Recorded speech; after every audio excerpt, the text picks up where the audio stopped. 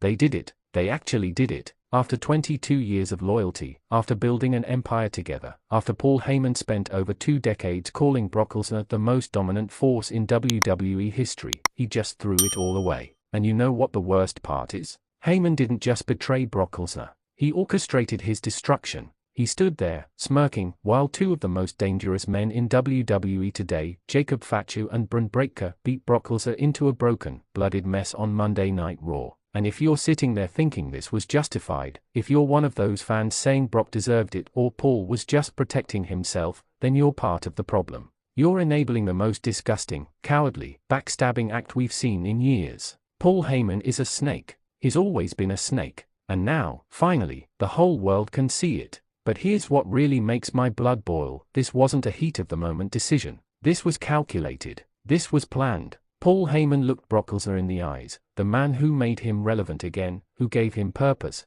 who trusted him with everything, and he chose Roman Reigns' bloodline over him. Let that sink in. Now, before we dive deep into this absolute travesty, I need you to do something. If you're as furious as I am right now, if you think Paul Heyman just committed career suicide, or if you're somehow twisted enough to think he made the right call, drop your take in the comments. I want to hear every opinion. And smash that like button because we're about to break down the most controversial moment of 2024, piece by piece. Let's set the stage. Monday Night Raw. The arena is electric. Everyone knows something big is about to go down because when Brock Lesnar's music hits, chaos follows. The Beast Incarnate makes his way to the ring, and you can feel the intensity radiating through the screen. This isn't the Brock who shows up to collect a paycheck. This is the Brock Lesnar who's hunting his target, the bloodline. Specifically, Jacob Fatu and the so-called wise man who's been playing both sides like a puppet master. Brock gets on the microphone, and he's not here for games.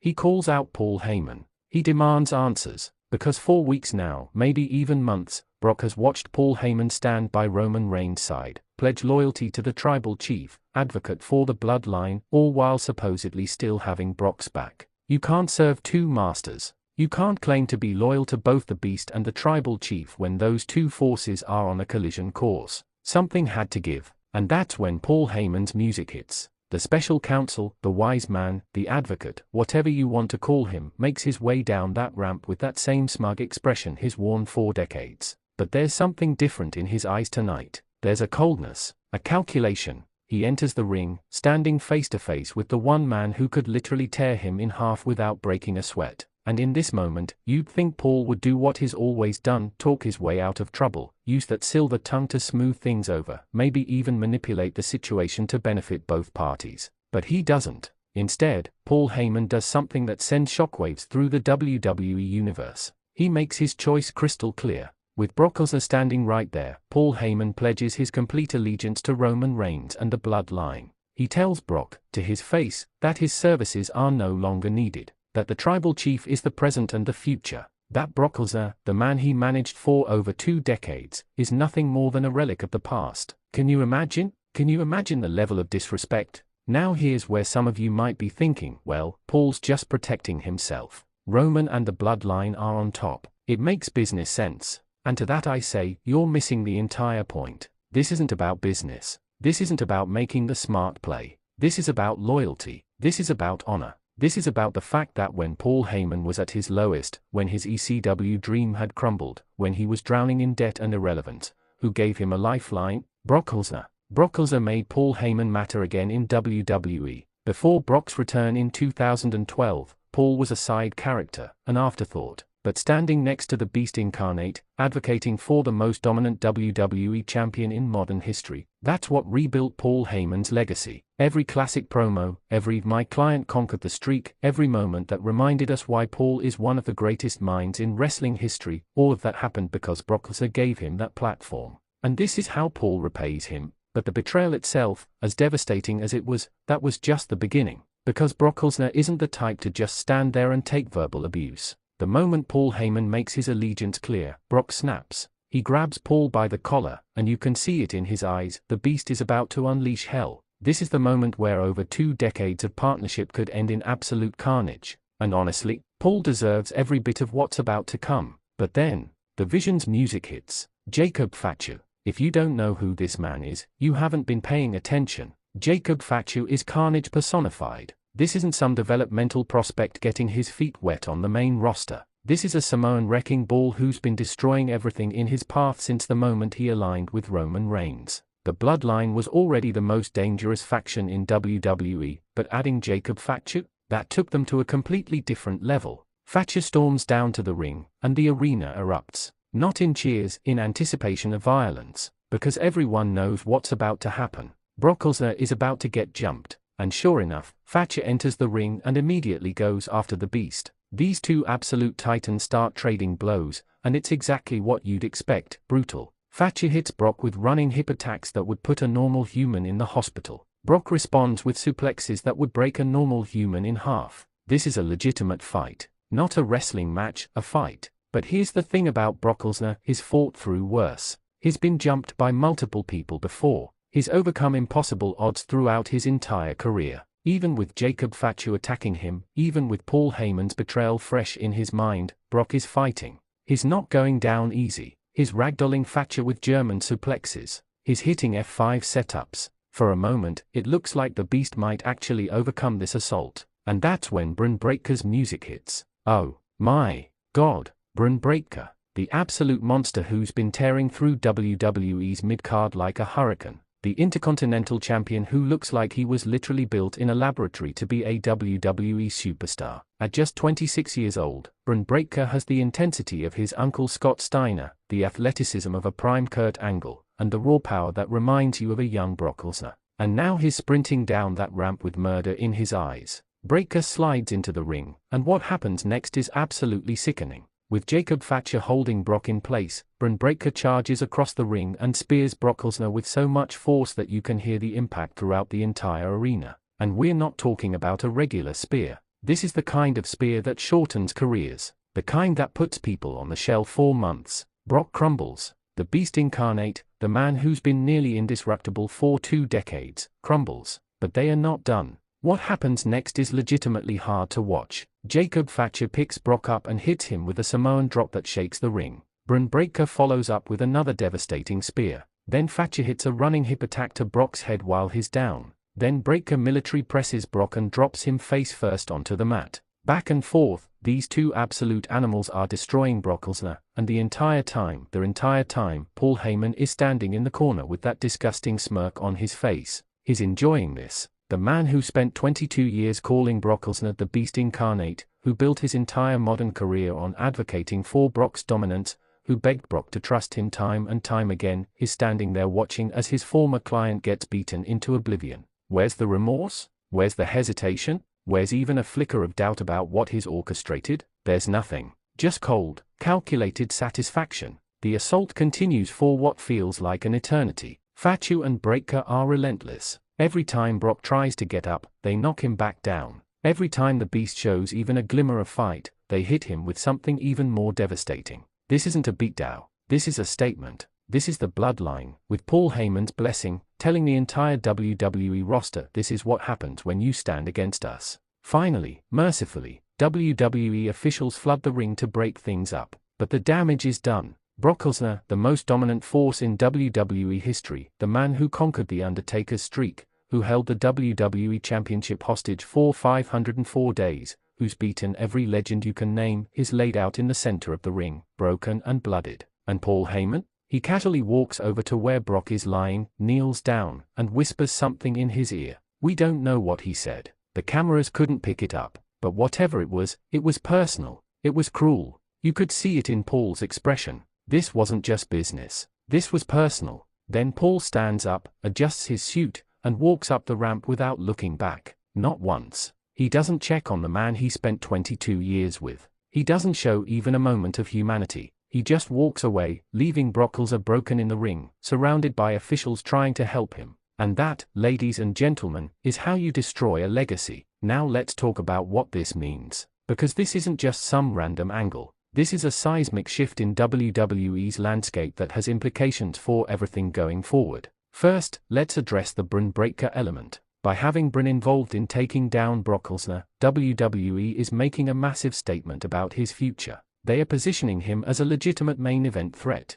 Think about it, Bron Breakker just helped destroy Brock Lesnar. That's not something you do with a mid-carder. That's not something you do with someone who's just pretty good. That's what you do when you're building your next megastar. And honestly, Bron has all the tools, the look, the intensity, the in-ring ability, the promo skills, everything you need to be a top guy in WWE. At 26 years old, he's already Intercontinental Champion and he's already involved in arguably the biggest angle of the year. The sky isn't the limit for Bron Breakker, the sky is the starting point. But here's my question for you, is Bron Breakker ready to be positioned alongside guys like Roman Reigns and Brock Lesnar, or is WWE rushing his push? Drop your thoughts in the comments because I genuinely want to know what you think. Now let's talk about Jacob Fatu. If you weren't already convinced that Fatu is special, this should erase all doubt. The man just went toe-to-toe with Brock Lesnar and not only survived but thrived. That's not normal. That's not something just anybody can do. Jacob Fatu has this aura of danger around him that very few wrestlers possess. When he's on screen, you believe he could hurt somebody, and in an era where so much of wrestling feels overly choreographed, the genuine sense of danger is invaluable. Adding Fatu to the bloodline was already a genius move, but using him to take out Brock Lesnar, that's next-level storytelling. That's WWE saying Jacob Fatu isn't just another member of the bloodline. He's a cornerstone. But the biggest question coming out of all this is about Paul Heyman. What's his endgame here? Because let's be real, Paul Heyman is too smart to not have a plan. Everything he does is calculated. Every word he speaks is measured. So why would he betray Brock Lesnar now? Why would he risk the wrath of the beast incarnate? Why would he burn a bridge that took over 2 decades to build? There are a few possibilities. Maybe Paul genuinely believes that Roman Reigns and the bloodline represent his best chance at staying relevant as he gets older. Maybe he sees the writing on the wall with Brock, a part-timer who's closer to the end of his career than the beginning, and decided to hitch his wagon to the full-time stars. Maybe this is Paul's way of securing his legacy, ensuring that when he's inducted into the Hall of Fame, it's not just because of what he did with Brock, but because of what he accomplished with the bloodline. Or maybe, and this is where it gets really interesting, maybe Paul Heyman has been playing the long game. Maybe he's been manipulating everyone. Roman, Brock, Solo Psycho, Jacob Fatu, Bron Breakker, all of them just pieces on Paul's chessboard. Maybe this betrayal of Brock is just one move in a much larger strategy that we won't understand for months. Because here's the thing about Paul Heyman, he's always 3 steps ahead. When you think you've figured him out, when you think you know what he's planning, that's when he reveals he's been working a completely different angle the entire time. The man is a genius at manipulation and long-term storytelling. So while it looks like he just made a straightforward choice to side with the bloodline over Brock, I'm not convinced it's that simple. There could be layers to this we haven't even considered yet. But let's say, for argument's sake, that this is straightforward. Let's say Paul Heyman genuinely chose Roman and the bloodline over Brock Lesnar. Where does that leave Brock? Here's what we know about Brock Lesnar. The man doesn't stay down. He doesn't accept defeat. He doesn't let betrayal go unpunished. Throughout his entire career, whenever someone has wronged him, he's come back with a vengeance. So while he might be broken and blooded right now, you better believe he's going to return. And when he does, there's going to be hell to pay. Imagine Brock's comeback. Imagine him cutting a promo about how Paul Heyman stabbed him in the back after 22 years. Imagine the intensity in his eyes when he promises to destroy everyone involved in this betrayal. Imagine Brock on a warpath, hunting down Jacob Fatu, Bron Breakker, and yes, even Roman Reigns himself. And imagine, just imagine, the moment when Brock finally gets his hands on Paul Heyman. Because that's coming. It has to be coming. There's no way WWE builds to this massive betrayal and doesn't give us the payoff of Brock getting his revenge. And when that moment happens, when Brock finally corners Paul with nowhere to run, when the wise man has to face the consequences of his actions, that's going to be one of the most satisfying moments in WWE history. Unless Paul has another trick up his sleeve, which, knowing Paul Heyman, he probably does. Let's also talk about what this means for Roman Reigns and the bloodline as a whole. With Paul Heyman fully committed to their cause, with Jacob Fatu as their enforcer, and now with Bron Breakker potentially in their orbit, the bloodline might be more dangerous than ever. They've already dominated WWE for years. Roman's tribal chief run has been one of the longest and most dominant championship reigns in history. But now they've sent a message that nobody is safe. Not even Brock Lesnar. Think about that. Brock Lesnar got taken out. If the beast isn't safe, who is? Seth Rollins, Cody Rhodes, Drew McIntyre, Centimeter Punk, Nobody on the roster can feel comfortable knowing that the Bloodline, with Paul Heyman pulling the strings, just orchestrated the destruction of the most physically dominant wrestler in WWE history. This could be the beginning of a new reign of terror, the Bloodline 2.0, if you will. And with Paul Heyman as their advocate, they have the brains to go with their brawn. That's a terrifying combination. But here's my concern: is WWE putting too much power in one faction? Is the Bloodline becoming too dominant? At what point does it stop being compelling storytelling and start feeling repetitive? Drop your thoughts in the comments because this is genuinely worth debating. Now, I want to address something that I've seen floating around on social media, and it's driving me crazy. There are people out there, and I can't believe I'm about to say this, there are people defending Paul Heyman's betrayal. They are saying things like Paul's just being smart, or Brock would have done the same thing, or it's just business. Are you kidding me? This isn't business. This is betrayal. There's a difference between making a smart career move and stabbing someone in the back who gave you your career. Brock Lesnar trusted Paul Heyman. For 22 years, Brock put his faith, his career, his legacy in Paul's hands, and Paul repaid that trust by orchestrating his destruction. You don't get to call that just business. You don't get to pretend this is some cold, calculated, morally neutral decision. This is wrong. On every level, this is wrong. And if you're defending Paul Heyman right now, you need to take a long, hard look at your moral compass because it's broken. Paul Heyman is a snake. He's always been a snake. And this is just the latest example of him proving that he'll throw anyone under the bus to save his own skin or advance his own interests. First it was ECW and all the people he left high and dry when that promotion collapsed. Then it was his various clients over the years who he abandoned the moment someone better came along. And now it's Brock Lesnar, the man who gave him the most successful run of his career. If Paul Heyman will betray Brock Lesnar, he'll betray anyone, including Roman Reigns, including the Bloodline. It's only a matter of time. So where do we go from here? What happens next in this absolutely insane storyline? Well, first and foremost, we're going to get Brock's response. Whether that's next week, next month, or at the Royal Rumble, Brock Lesnar is going to address this. And when he does, it's going to be must-see television. Brock isn't known for his lengthy promos, but when he's motivated, when he's angry, he can cut a promo that sends chills down your spine. This is going to be one of those promos. Beyond that, we're probably building to some kind of massive match. Maybe it's Brock versus Jacob Thatcher one-on-one. Maybe it's Brock versus Bron Breakker to see who the real beast is. Maybe it's Brock in some kind of gauntlet match against multiple Bloodline members. Or maybe, and this is the dream scenario, maybe we're building to Brock Lesnar versus Roman Reigns one more time, with Paul Heyman's allegiance on the line. Imagine that, Brock versus Roman in a match where the winner gets Paul Heyman as their advocate.